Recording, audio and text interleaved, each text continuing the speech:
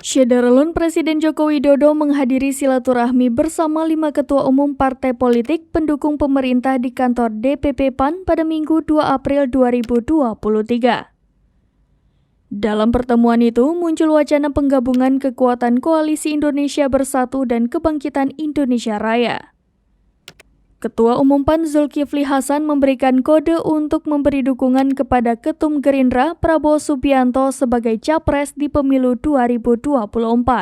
Ia menegaskan akan mengikuti komando Jokowi dalam menentukan arah dukungan.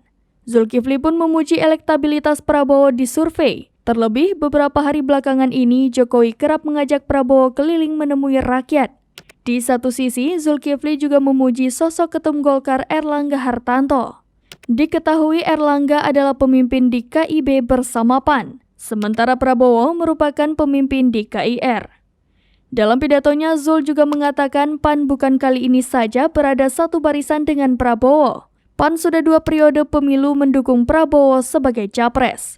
Sebelumnya, wacana pembentukan koalisi besar dengan menggabungkan Koalisi Kebangkitan Indonesia Raya dengan Koalisi Indonesia Bersatu pada pemilu 2024 mendatang mencuat usai acara silaturahmi Presiden Jokowi bersama 5 ketum parpol di kantor DPP PAN pada Minggu 2 April 2023. Para ketum parpol yang hadir dalam pertemuan tersebut yakni Ketua Umum Gerindra Prabowo Subianto, Ketua Umum PAN Zulkifli Hasan, PLT Ketua Umum P3 Mardiono, Ketum Golkar Erlangga Hartarto dan Ketum PKB Muhaimin Iskandar.